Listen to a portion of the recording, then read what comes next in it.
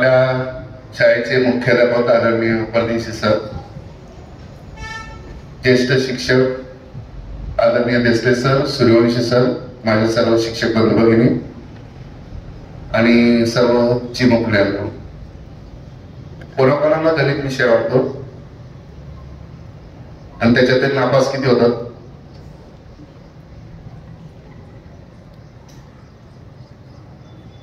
कोणाकोणाला गणिताला मागच्या वर्षी अव्वल श्रेणी होती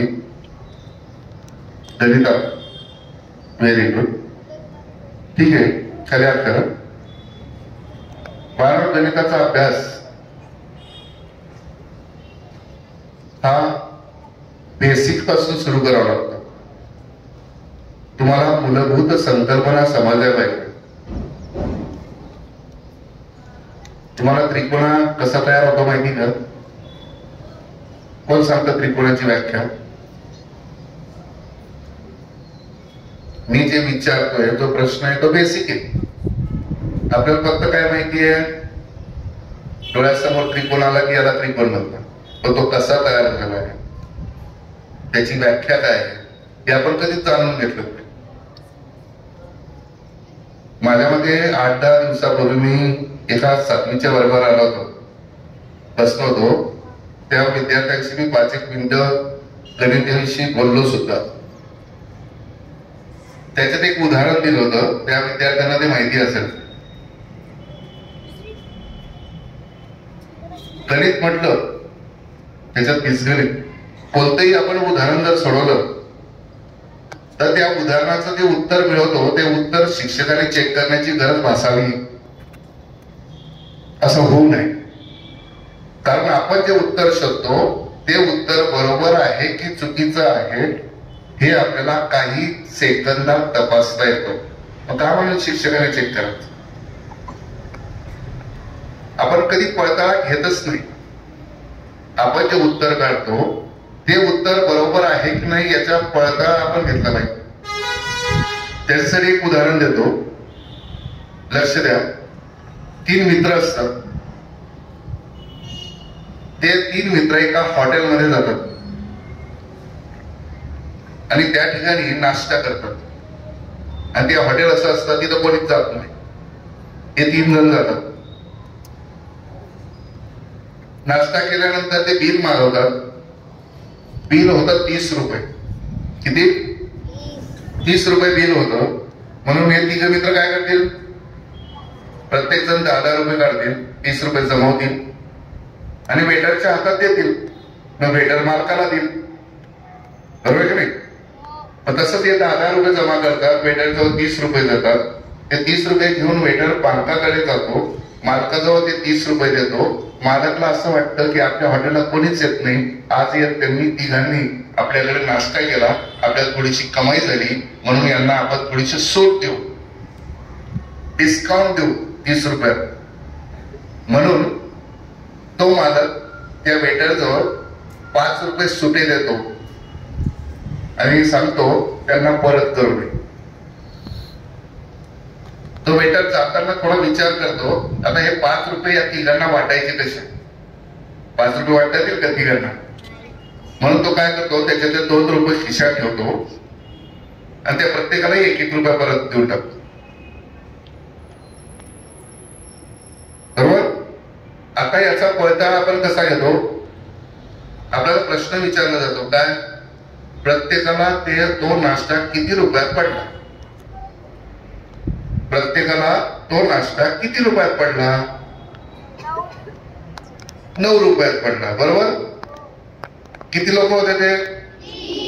9-3 वेटरच्या खिशातले 2 रुपये किती झाले? 29. 1 रुपया गेला कुठे?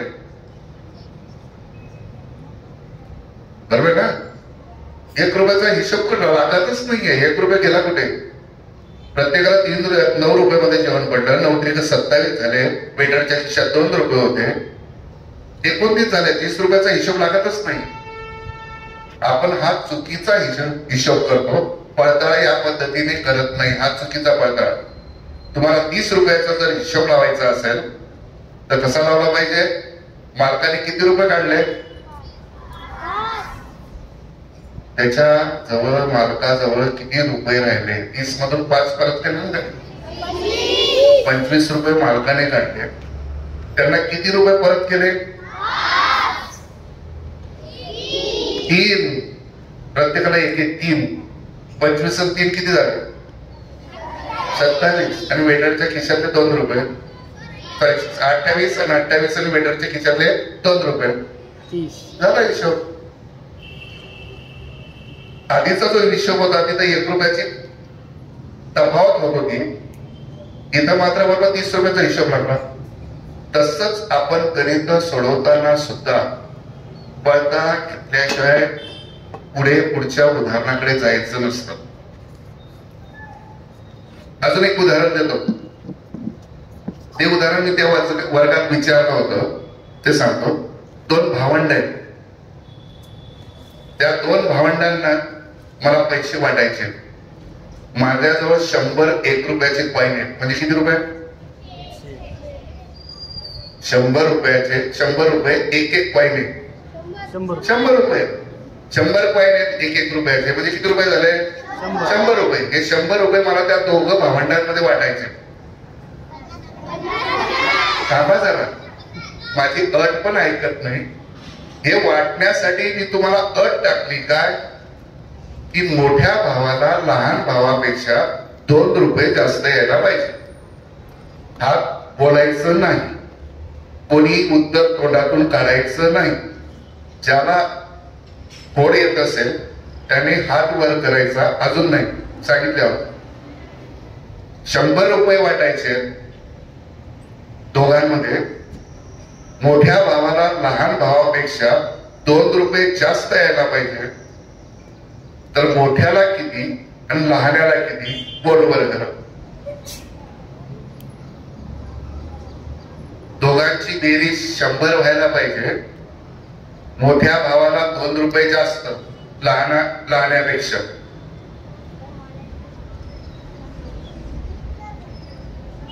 बरेच हात वर आहेत. आता खाली हात करा सर्वांनी. कोणाकोणाचं उत्तर 48 आणि 50 आहे. 48 आणि 50. कोणाचंच नाही. 1 2 3 4 इकडे पण 4 5 हात होते. 48 आणि 50 किती होतात? 98 होतं.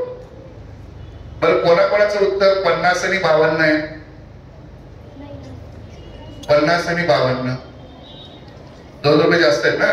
50 आणि 52 आहेत. 10-12 हात आहेत. 50 आणि 52 किती झाले?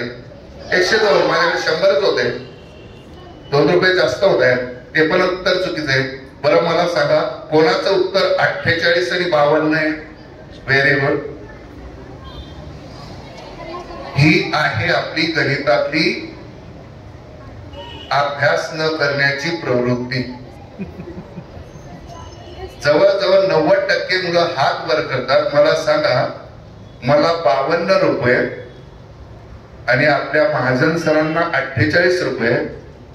तर मला त्यांच्यापेक्षा किती रुपये जास्त देताय तुम्ही? 4 देताय ना. 52 आणि 48 मध्ये फरक 4चा आहे. म्हणजे याचा अर्थ 48 आणि 52 हे उत्तर चुकीचं आहे. आपण काय करतो? 50-50 वाटून घेतले. मग मोठ्याला 2 रुपये जास्त पाहिजे म्हणून इकडचे 2 उचलतो तिकडे टाकतो. इकडे झाले 52, इकडे कमी झाले 2 48. लगेच उत्तर देतो. पण पळताळा घेतच नाही ना.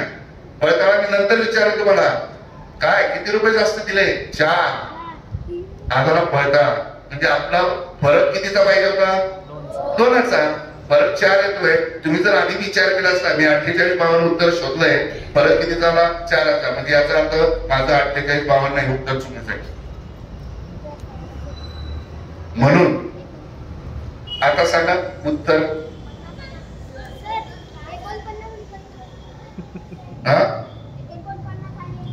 49 आणि 51 दोनाचा फरक आहे. आणि दोघांची बेरीज 100 सुद्धा आहे. मला सांगा घातांकाचे नियम कोणाकोणाला आहेत? लॉज ऑफ इंडायसेस 7वीला आहे. कोणालाच नाही. 7वीला झालं नाही का अजून? नाही द्वितीय पुढे. ठीक आहे. पुढचं एक सांगतो, प्रत्येक संख्येचं स्पेलिंग येतं का तुम्हाला? बरोबर. ऑड नंबर कोणते आहेत? Odd natural numbers 1, 3, 5, 7, 9, 11. या प्रत्येकाच्या स्पेलिंग मध्ये ई हे लेटर कंपल्सरी आहे, कुठे ना कुठेतरी येतच. आता मला अशी संख्या सांगा, सर्वात लहान संख्या की जिच्या स्पेलिंग मध्ये ए आलेला आहे. कोणतं लेटर? ए. और काही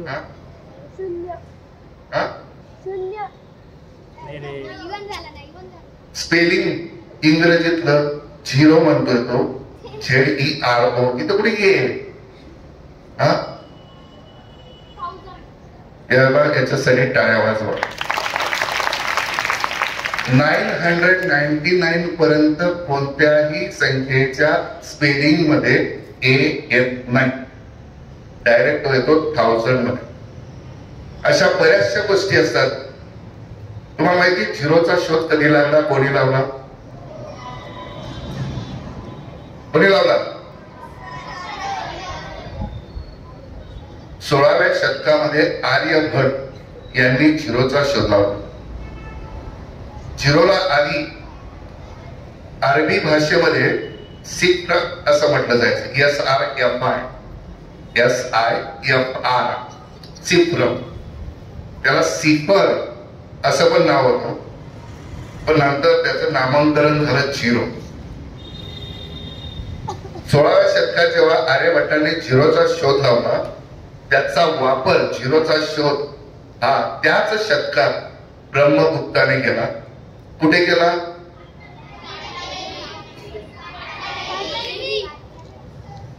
कोणत्या उदाहरणात केला? कोणत्याही संख्येतून तीच संख्या वजा केली तर वजाबाकी झिरो असते. इथं त्या झिरोचा वापर झाला. असे अनेक गणितातले कुतूहल आहेत की जे आपल्याला माहिती नसतं. आता थोडस भास्कराचार्यांविषयी बोलतो. भास्कराचार्य नाव ऐकून आहेत? भास्कराचार्य 2 आहेत. एक 6व्या शतकातले, त्यांचा जन्म झाला होता इसवी सन 550. आणि दुसरे जे भास्कराचार्य आहेत त्यांना तुम्ही ओळखता ते 12व्या शतकात, त्यांचा जन्म झाला 1114 साली. तरी त्यांच्या वडिलांचं नाव होतं महेश्वराचार्य. गणितात खूप अभ्यासू त्यांचे वडील होते. त्यांच्याच वडिलांना त्यांनी गुरु मानून पुढे अभ्यास केला गणिताचा. गणिताचा अभ्यास करताना त्यांनी गणितातल्या भरपूर गोष्टी समाजापुढे मांडल्या. तुम्हाला माहितीये त्यांचे वडिलांचं गाव कोणतं होतं? विज्जलबीड नावाचं. सह्याद्रीच्या पायथ्याशी असलेलं असे हे गाव. इतिहासकार म्हणतात की ते गाव म्हणजे आताचं पाटण, त्याला आपण पाटणा म्हणतो. भास्कराचार्यांचे वडील थोडक्यात पाटण्याला राहायचे. त्यांची एक कन्या होती. तिचं लग्न झाल्यानंतर ती विधवा होते आणि नंतर विधवा झाल्यानंतर ती सुद्धा आपल्या वडिलांकडे भास्कराचार्यांकडे अभ्यास करायला सुरुवात करते. तिचं नाव होतं लीलावती. ती लीलावती इतकी हुशार होती गणितामध्ये. ती जर इथं उभी राहिली आणि तिने जर त्या झाडाच्या कडे बघितलं तर त्या झाडाला पानं किती आहेत ती सांगायची. झाडाला पानं किती आहेत हे तिला माहिती असायचं. ती काहीतरी कॅल्क्युलेशन करायची आणि सांगायची या झाडाला इतकी पानं आहेत. भास्कराचार्यांकडे ती शिकत असताना भास्कराचार्यांनी सिद्धांत शिरोमणी हा ग्रंथ लिहिला. कोणता? सिद्धांत शिरोमणी. त्याचे 4 खंड आहेत. एक पहिला खंड आहे लीलावती, दुसरा आहे बीजगणित, तिसरा आहे महागणित अध्याय आणि दुसरा आहे गोला अध्याय. असे 4 खंड आहेत. त्याच्यातला पहिला जो अध्याय आहे, पहिला जो खंड आहे त्याला आपण लीलावती म्हणतो. त्या खंडाचं नाव लीलावती, त्यांच्या मुलीचं नाव सुद्धा लीलावती. म्हणजे थोडक्यात त्या खंडाला त्यांनी त्यांच्या मुलीचं नाव दिलं होतं. आता या लीलावती खंडामध्ये काय आहे, या तो सुद्धा ग्रंथच आहे. काय आहे त्याच्यात? उदाहरण आहे. कोणती उदाहरण आहे? संस्कृत मधले 278 श्लोक आहे. किती? प्रत्येक श्लोक म्हणजे एक उदाहरण आहे. प्रत्येक श्लोकाचा अर्थामध्ये एक उदाहरण दडलेले असे 278 उदाहरण. त्याच्यातले मी काही उदाहरणं मराठीतून सांगतो. की युद्धामध्ये अर्जुन खूप संतापला आणि त्याने कर्णाला ठार करण्यासाठी काही बाण सोडले धनुष्याच्या साह्याने. लीलावतीला उदाहरण आहे बघ काय. त्याने जेवढे बाण सोडले त्याच्या निम्मे बाण हे कर्णाचे जे बाण येत होते त्यांना नष्ट करण्यासाठी वापरले. त्याच्यानंतर त्याने जेवढे बाण सोडले त्याच्या वर्गमुळाच्या चौपट बाण त्याने त्या कर्णाचे घोडे मारण्यासाठी वापरले. 6 बाणांनी त्याने कर्णाजवळ आजूबाजूच्या सैन्याजवळ जेवढे भाले होते ते भाले नष्ट करण्यासाठी 6 बाण वापरले. कर्णाचा रथाचा शिखर, त्या रथावर असलेला झेंडा, ध्वज आणि कर्णाचा धनुष्य या 3 गोष्टी तोडण्यासाठी त्याने 3 बाण वापरले. आणि शेवटी एका बाणाने कर्णाचं शिर धडापासून वेगळं केलं. तर प्रश्न असा आहे की त्याने एकूण किती बाण सोडले. एक उदाहरण असं आहे, एका संख्येला 5 ने गुणलं, आलेल्या गुणाकारातून त्या गुणाकाराच्या 1/3 संख्या वजा केली, आलेल्या वजाबाकीला 10 ने भागितलं, आलेला भागाकार मूळ संख्येच्या निमपट, मूळ संख्येच्या 1/3 पट, मूळ संख्येच्या 1/4 पट, या चारींची बेरीज 68 असेल तर ती संख्या मूळ संख्या बनते. मधमाशींचं उदाहरण आहे, राजहंसचं उदाहरण आहे, मोर आणि सापचं उदाहरण आहे, गरुड आणि सापचं उदाहरण आहे, मानस सरोवरचं उदाहरण आहे. म्हणजे आपल्या आजूबाजूला जेवढ्या गोष्टी आहेत महाभारतातले जवळजवळ 20-25 उदाहरण आहे. प्राचीन काळी ज्या गोष्टी घडून गेल्या त्या गोष्टींवर आधारित त्यांनी जवळजवळ 278 श्लोक म्हणजे थोडक्यात 278 गणित चित्रासकट त्या लीलावती ग्रंथामध्ये छापलेले. आता हे पाटण्याचे होते हे कसं? भास्कराचार्यांचे जे नातू होते त्यांचं नाव होतं चंदेव. ती आपली चंडिका माता माहिती ना पाटणा देवीची, तिथं वास्तव्य त्यांचं होतं. आणि ते मठात त्यांचा तो सिद्धांत शिरोमणी ग्रंथ होता, तो शिकवण्यासाठी ते त्या ठिकाणी होते. आणि नंतर भास्कराचार्य वारले, त्याच्या म्हणजे ते 12व्या शतकात वारले शेवटी. आणि 13व्या शतकाच्या सुरुवातीला 10-15 वर्षानंतर ते मृत्यू झाल्यानंतर या चंदेवने एक शिलालेख करून ठेवला. ही प्राचीन गोष्ट आहे. आणि 1864 साली डॉक्टर लाड हे आपल्या पाटणा परिसरात निसर्ग सफर करण्यासाठी गेले आणि त्यांनी तो शिलालेख शोधून काढला. त्या शिलालेखामध्ये 16 श्लोक आहेत. त्याच्यानंतर 4 अजून मंत्र आहेत. त्याच्यावरून आपण म्हणतो की भास्कराचार्यांचं वास्तव्य आपल्या पाटणा देवीला होतं.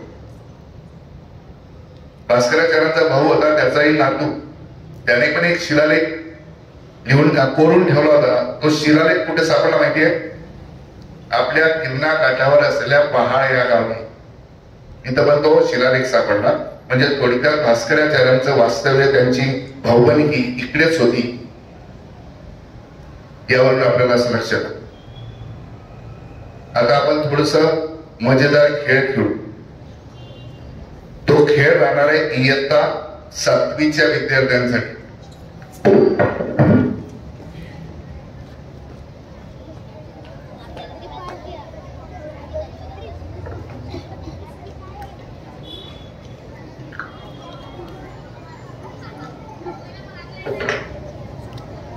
या खेळामध्ये काही नियम आहेत, बक्षीस पण मिळतील माझ्याकडनं, आलं ना? तर 7वीच्या विद्यार्थ्यांना या खेळामध्ये भाग घ्यायचा आहे. मग त्या खेळाचं तिकीट तुमच्यामध्ये पाहिजे ना, कारण आपण कुठेही गेलो, कोणत्याही खेळायला गेलो, सर्कसीत गेलो, ते तिकीट लागतं तिथं जायला. मग तुम्हाला तुमच्याजवळ तिकीट पाहिजे, म्हणून तुम्ही तिकीट तयार करायचंय. तिकीट कसं तयार करायचंय? समोर दिसतंय, तुमच्या वहीवर ते तिकीट तयार करायचंय.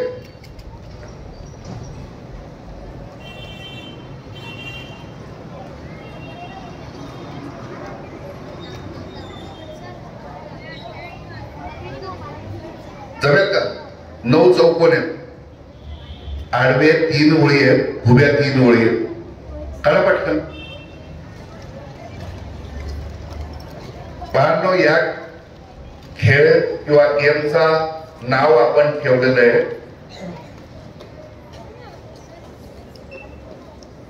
मॅथम्बोला. काय? त्याची फोड करतो, मॅथमॅटिकल तंबोला. तंबोला हा शब्द लिंगा भाषेतला शब्द आहे, त्याचा अर्थ होतो लेट्स गो. म्हणून आपल्याला खेळाकडे जायचंय, म्हणून मॅथम्बोला. केले का? थोडे मोठे करा, त्याच्यात काही लिहायचंय आपल्याला. एकाने एकच बनवायचं, 2 बनवल्या तर तुम्ही चिटिंग करणार. चिटिंग केली तर मी इथं बोलवणार, सर्वांना सांगणार हा आपल्या शाळेचा सर्वात मोठा चिटर.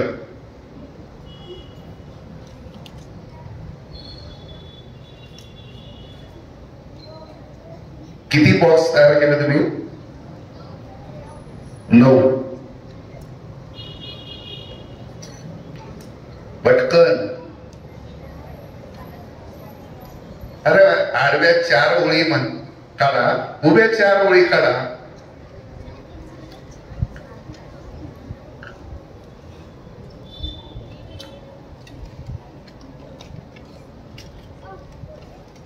झाले का? कोणाचं राहिलं? आता या 9 चौकोन आहेत, 9 बॉक्सेस आहेत. या 9 बॉक्सेस मध्ये तुम्हाला संख्या लिहायच्या. कोणत्या संख्या? 1 ते 15 पैकी कोणत्याही 9 संख्या, आणि त्या क्रमाने नाही, कुठेही लिहा. संख्या 15च्या वर नको. कोणत्या संख्या सांगितली मी? 1 ते 15. 1 ते 15 पैकी कोणत्याही 9 संख्या तुम्हाला लिहायच्या, आणि तुम्हाला पाहिजे तिथं लिहायच्या. क्रम झाला पाहिजे असं नाही.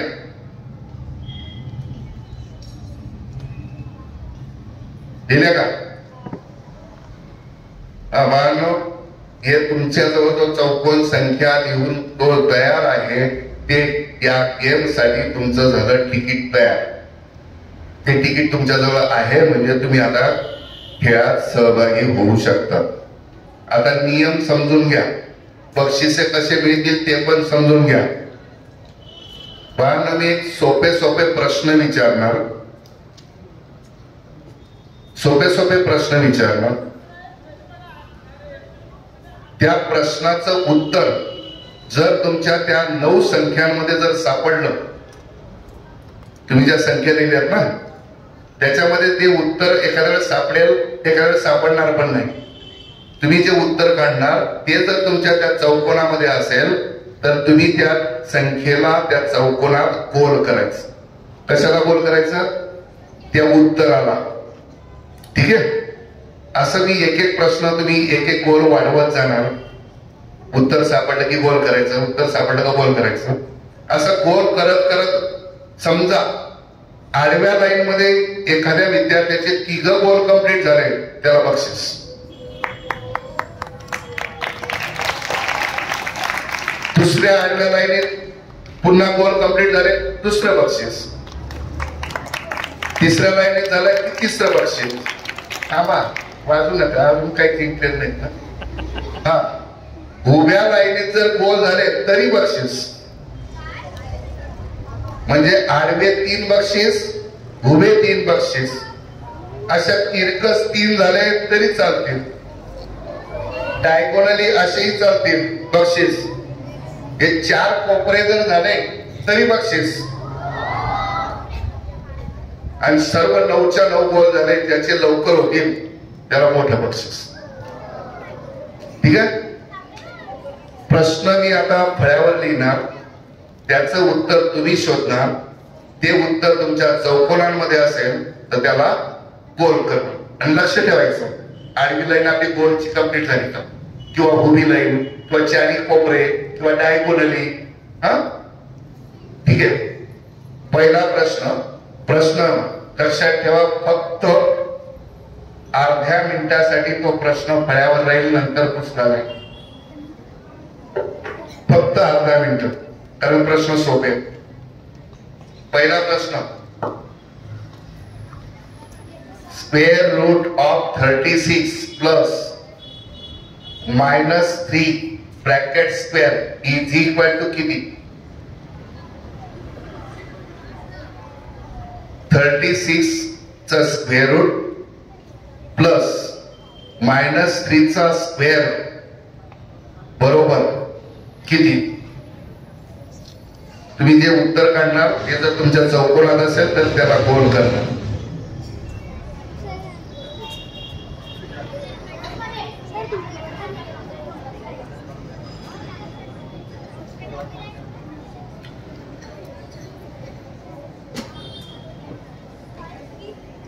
बोलायचं नाही, कोणीच बोलायचं नाही. तुम्ही इतरांना उत्तर सांगता, याचा अर्थ तुम्हाला बक्षीस नाही घ्यायचं.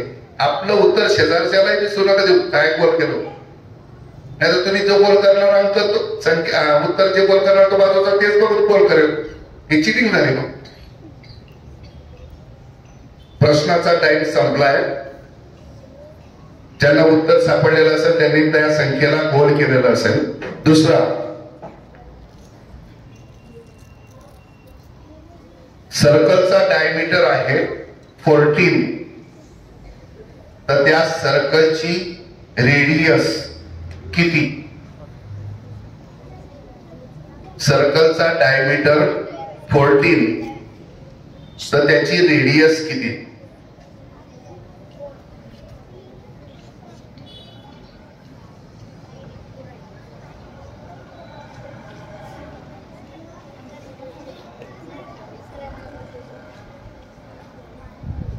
त्याचं उत्तर तुमच्या चौकोनात असेल तर त्याला गोल करा.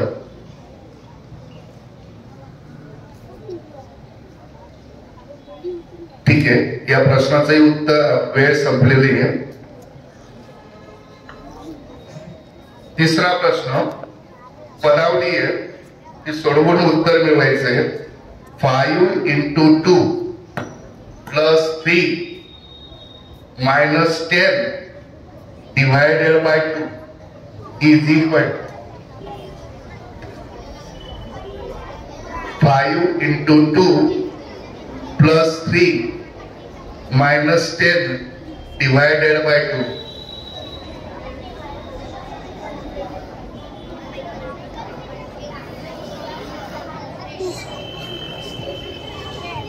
कोणती मेथड वापरावं लागेल, कोण सांगतो? हा, कंचे भाबू बेव, त्याला आपण इंग्रजीतून काय म्हणतो? बोडोमास मेथड. माझ्यामध्ये 3 प्रश्न विचारले गेले, 3 उत्तर तुम्हाला मिळालेले असतील. कोणाची आडवी लाईन गोल कंप्लीट झाली का? आडवी लाईन मी चेक करतो, उत्तर माझ्याकडे. आता नाही म्हणा तर पुढे होतील. अजून नाही? ठीक आहे. चौथा प्रश्न. झाले का? 4 square minus 2 square is equal to किती? 4 square minus 2 square is equal to what?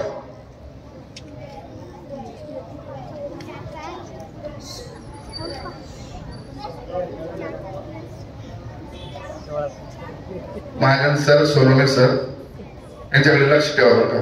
जर कोणाचे आडवी लाईन उभी लाईन गोलची कंप्लीट झाली असेल तर सरांना दाखवायचं. मी ती बघेल. त्याचे झाले sir.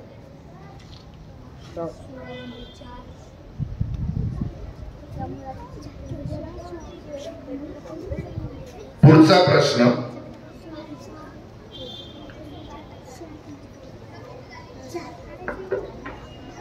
If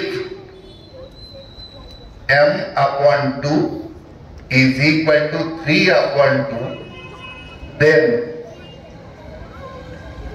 m is equal to what? Equation solve करावं लागेल तुम्हाला. m upon 2 is equal to 3 upon 2, तर m ची व्हॅल्यू काय असेल?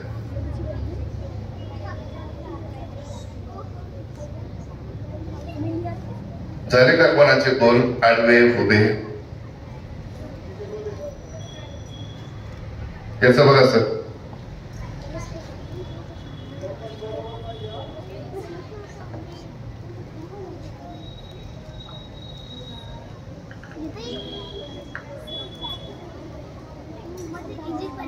अरे कोणती का असे ना, उभी असो आडवी असो,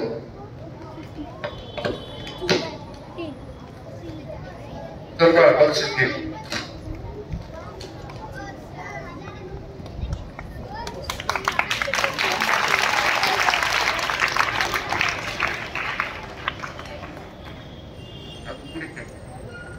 ज्याला बक्षीस मिळालं तो अजून पुढे बक्षीस घेऊ शकतो. हा, हिचं पण झालं का बघा.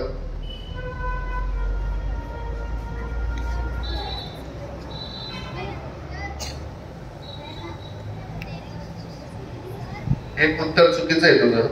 कसंही बघून घ्या. बस एक उत्तर चुकीचं आहे तुझं.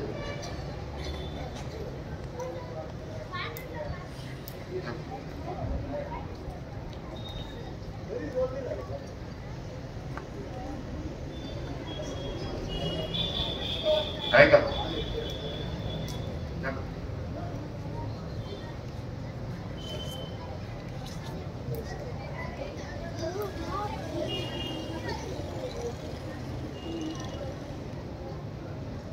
याच्यासाठी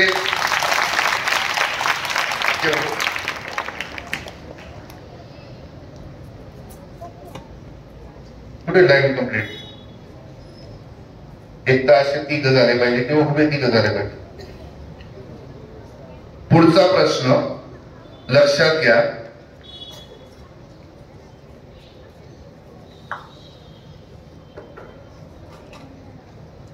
एरिया ऑफ रेक्टँगल, आयताचे क्षेत्रफळ ते दिलंय 140. त्याची ब्रीथ दिलेली आहे 10. तर लेंथ काय असेल? एरिया ऑफ रेक्टँगल 140, ब्रीथ 10, तर लेंथ काय असेल? जे उत्तर आलं असेल त्याला गोल करा. आडवी उभी लाईन कंप्लीट झाली असेल तर इकडे या.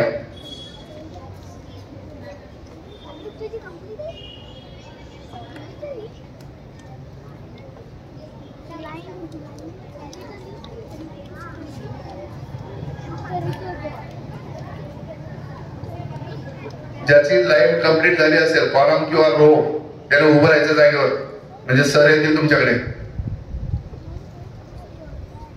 सर जी लाईन कंप्लीट झालेली असेल त्यांची संख्या सांगा. उत्तर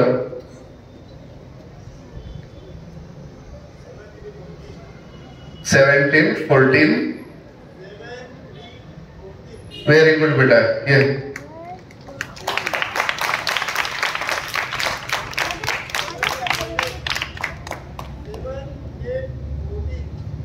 क्या पाठवून द्या काय वाजवा त्याच्यासाठी पण.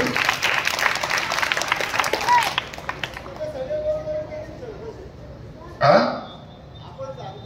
हा पण ते नंबर त्याच्याकडे नाहीत ना. माझ्याकडे आहेत ना उत्तर. नंबर त्यांनी सारखे नाही टाकलेले ना.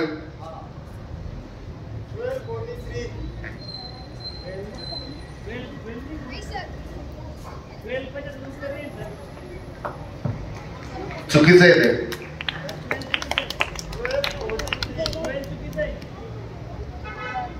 ठीक आहे बेटा. टाळ्या वाजवा यांच्यासाठी.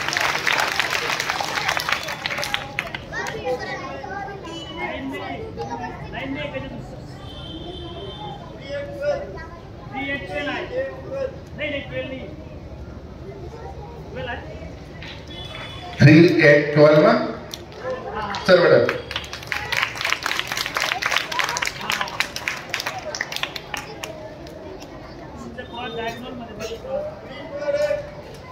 काय ग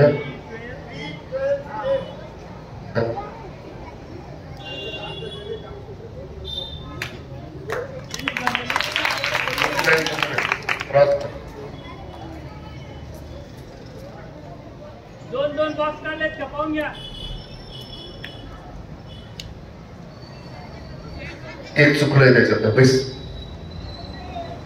पुढचं उदाहरण लक्ष द्या. सोपं आहे. If x is a even prime number, if x is even prime number, then x is equal to what. मला नाही हात नाही वर करायचं. तिथे आहे तुमचे उत्तर. गोल करायचे.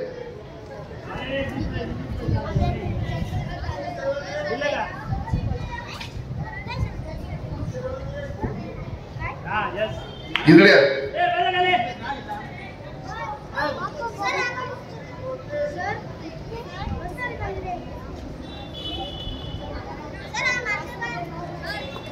हे बघा तुम्हाला सांगतोय.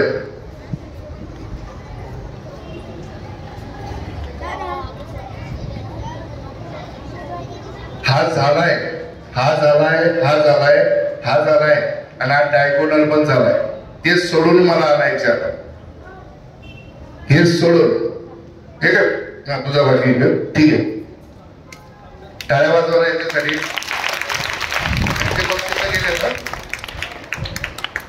एक मानव झालेले आहेत त्यांचे बक्षीस झाले. बघून घ्या.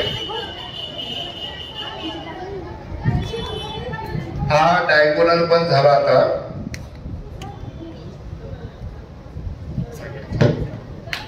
याचं दुसरे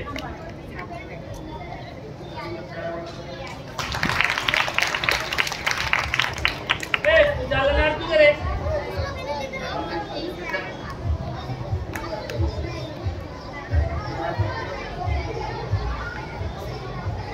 झालं ना रे एक रे. झालं ना मग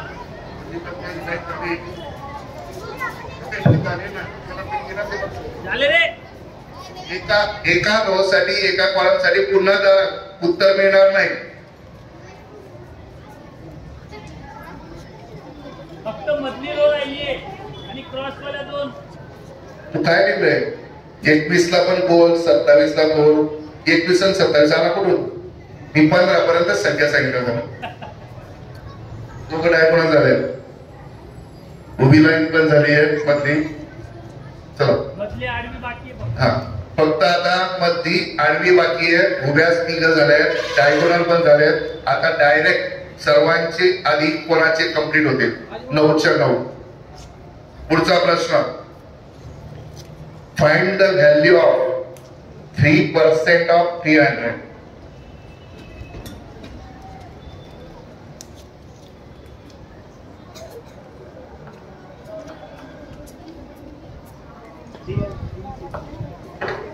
% of 300. 9वा प्रश्न आहे. झाले का एखाद्याचे गोल कंप्लीट? 9च्या 9 सर्व आडवे उभे. फक्त आता आडवे मधली लाईन कोणाची कंप्लीट झाली तर इकडे या. मधली लाईन फक्त.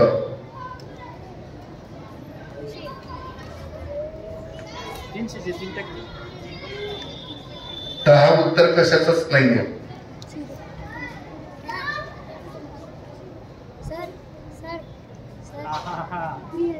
टाळ्या वाजवा याच्यासाठी.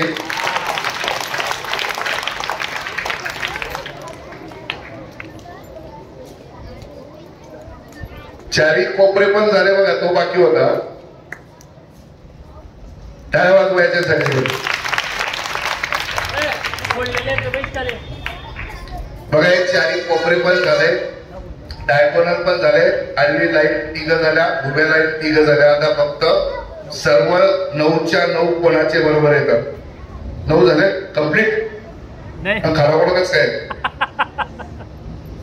खाडाकोड नको. खाडा झालं कसं? ते काय झालं ना? आडवी लाईन ठीक आहे, ठीक आहे, ठीक मार केली ना. तू आता दिलं का? आता ओके.